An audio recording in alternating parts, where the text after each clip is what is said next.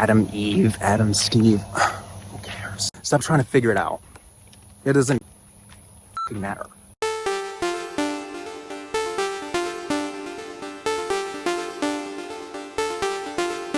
Hello everyone, and welcome back to my channel. This is my coming out story. My name is Eric Burke, and I am a music producer, and I create guided meditations to help people raise their consciousness and manifest your reality. It is hot here in Houston. It's about 1,000 degrees, so if I melt halfway through, then you know why. This topic has been on my mind for quite a bit of time. And my only goal really is to help whoever is watching this to create a psychic cage around your mind, a place where you can rest in, where you find your center, and where you're completely in your power and not in insecurity. There's a book by Dr. David R. Hawkins, I believe is the author. The book is called Power versus Force. And he has this really amazing philosophy, and he has this map of consciousness where it ranks emotions from fear and insecurity all the way up to, you know, anger, and then up to frustration and pride, and then courage is kind of like that middle ground, and then you get into the higher vibrations of consciousness, neutrality and reason and love, and then complete total God consciousness and all of that good stuff. As I reflect back on my story, by the way, these cicadas or whatever are probably talking louder than I am. This really applies to anyone, not just the LGBT community coming out. As you raise your consciousness, you're always going to find that your inner consciousness matches your outer world. As you raise your beliefs, as you raise your emotional patterns, your outside world is going to reflect that. And this has been most obvious in the subject of sexuality for me. And so my only goal for this video is to inspire whoever is watching to know that they can raise their consciousness. So it doesn't matter what situation you are in. With time, you can evolve your thinking and you can transcend where you currently are. And so this video is for anyone who is actively on their journey of raising their consciousness. Finally getting to a place where you can feel pride for something is amazing, especially if at one point you were in fear and you were feeling powerless and hopeless and scared. To finally land at pride is an amazing thing. But after a while of being in the energy field of pride, you realize there's always something that you have to defend. There's this sense that the thing that you are prideful about or that you feel pride for, you have to defend that. And there's a chance that something or someone can take it away from you. And you can see on the map of consciousness where it stands. It's actually a little bit below courage, right? And it's way far down the scale from love. The sun is not playing. It's not playing.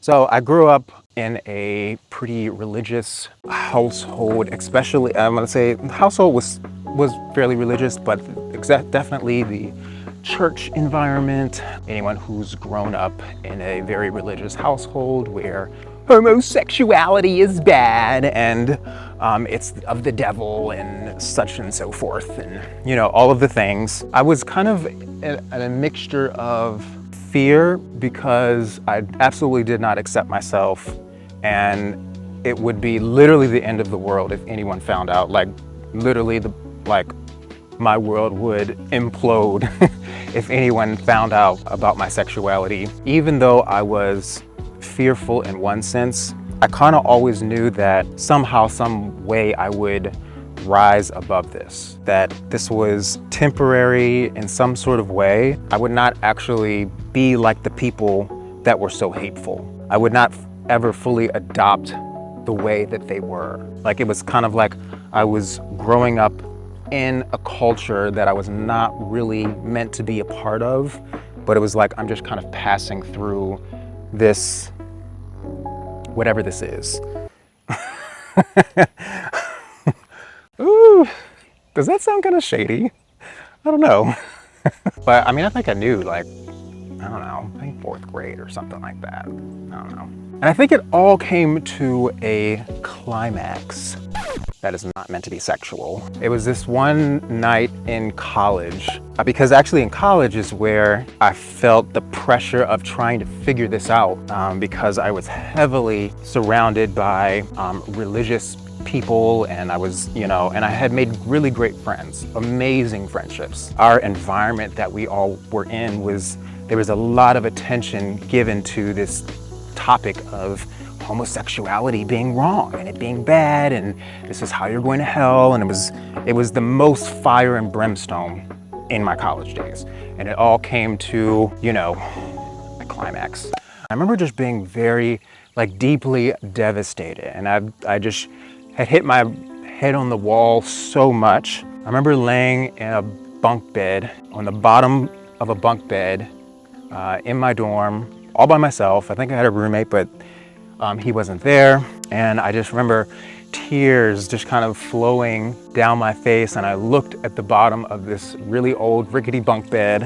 And man, I didn't have this awareness in that moment, but I think that was probably one of the last times that I decided that I would keep on trying to figure it out, right? I would stop trying to match all of the quotes and the scriptures and the excerpts about this or that, and New Testament versus Old Testament, and what they said versus how they believe, and the people that are in leadership with the strongest, loudest voice versus the other people who are of the devil. That was the last time that I would try to sort that out. I was just going to kind of let it go. And eventually I graduated and found myself in different friend circles and different friend groups, and most of them actually were gay and not religious. I think that's such an important thing, because I think for anyone who is looking to come out, it's really important to consider your environment, who you are surrounded by, and what are the loudest voices. Are those voices that are supportive, that when you hear them you feel empowered, that you feel powerful? Or are they voices that disempower you, that when you are around them you feel like you are less than, and somehow you have more work to do to bring yourself back up to normal? So you have to just take a very neutral kind of mindset or approach. Does that person, or do those people, or does that group, or does this environment, or this community, does this give me life, or does it take life away from me? It's Texas, y'all.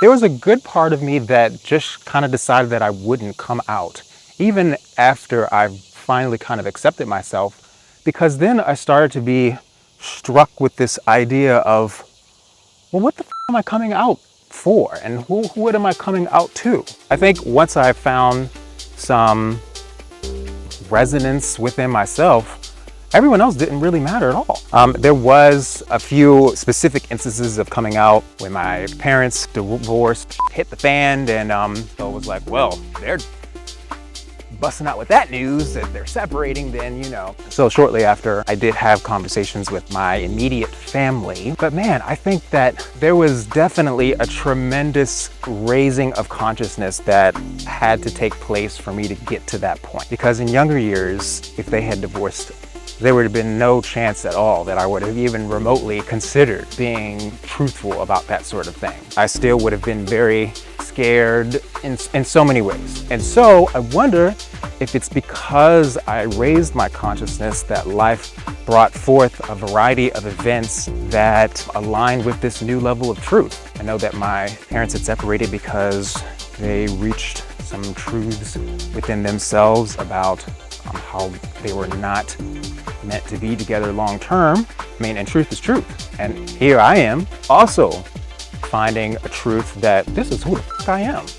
And I'm okay with it. So it's kind of which came first, the chicken or the egg? In this case, I do believe it was consciousness. Because by that point, I had finally raised my consciousness to some level of courage. But I think something within me is just kind of rebelling against this idea of coming out, because there's not much to the coming out process as there is to the coming within yourself, finding yourself, settling in that world of who you are, accepting, being aware of who you are, being aware of your emotions, being aware of your mindset, being aware of your thought process, being aware of the influences that have affected your thought process. And I think that is so much more important. It's kind of like when people say that someone was an overnight success, but we know really it took 10 years for someone to have this big event where, I don't know, they made millions or something like that. And in the same way, that journey within yourself is the main process that you have to go through. I think this just brings me to my little thing with pride. I feel that if I were to feel that I have raised my consciousness as it pertains to my sexuality to the level of pride, I wouldn't feel as good. I would feel like I have to kind of fight, that I have to explain myself, that I have to help other people understand where I'm coming from, that I owe explanations, that at any moment someone could say something and it would kind of just, it would like f me up inside. And wow, that's just, I mean, that's such an energy suck.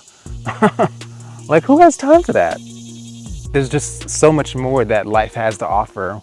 Why would I want to be in a place where I always have to defend or make sure someone doesn't say something in a way that's going to change my internal chemistry or to change my psychic nature or to alter my state of mind? Pride is good for a while. It's good for a season, but it's terrible for a lifetime. Neutrality feels like, and I don't even want to say love, because I feel like people say love and there's so many like weird beliefs that people think about love. I love neutrality. It neutralizes everything. It makes it all flat. It takes the energy completely out of your inner conversation. Like, there's nothing to talk about. Coming out to what? Nothing is going wrong here. There's nothing to talk about. There's nothing to talk about that really allows you to conserve energy. Maybe it's because, like, my whole life, I'm always looking for the way to do everything the easiest way possible. If there's an easier way to do it and a way for me to do it and expend less energy, then I'm completely down for that. And so I love the idea that I can bring myself into a state of mind and live there forever, where I don't owe anybody an explanation, because there's nothing to explain, because there's nothing to talk about. It's just another thing. I'm Eric, music producer, a YouTuber, gay. I like French fries, I like yoga. It's like a boring talking point, and that's all it is. Unless, of course, I want it to be more, and I want to sink my teeth into it, and it's something that really lights me up and gets me going and fires me up, then sure, then I'll give it more energy because I want to, because that actually gives me life, because I feel better, and I feel like I'm in more alignment and I'm within my purpose. But I'm not able to be triggered. And if you are living in a state where you only aspire to pride, then you can be triggered. There, I said it. Maybe that's the message I've been looking to say this whole time. Again, pride is not bad, but think of it, if your goal was to be as wealthy as possible, and you were searching and you were searching and you were searching and you were searching, and you finally found someone who had amassed a net worth of a grand total of $175. If you were at one point homeless, then that would seem very expansive. That would seem like, oh my God, I've had nothing to my name for so long. And to even dream about having $175 in my hand would be an absolute miracle, and it absolutely would be that. But I'm going to just assume that the viewer watching this is not as turned on by $175 and would much rather meet the millionaire And so in the same way, I don't want you to settle for pride, because it's just $175 worth of emotional value.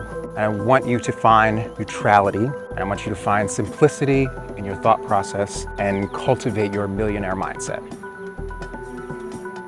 Okay? Be selfish. Stop talking about the subject as much within yourself. Find other things to think about, okay? You have to neutralize the conversation within yourself. This is not even saying that other people should stop talking about pride or not be prideful. This is not about anybody else. This is to activate a discipline within your mind. And I guess this probably is really specific to like people who have experienced religious trauma. Stop trying to figure it out. It doesn't fucking matter. You know, the whole Adam, Eve, Adam, Steve. Who cares? It doesn't matter. In meditation, I'm going to link a playlist, and I want you to check that out. Use the playlist to cultivate a calm, neutral, non-judgmental mindset within yourself. You really have to rewire your brain so that you are living in a frequency that is far, far more expansive than pride.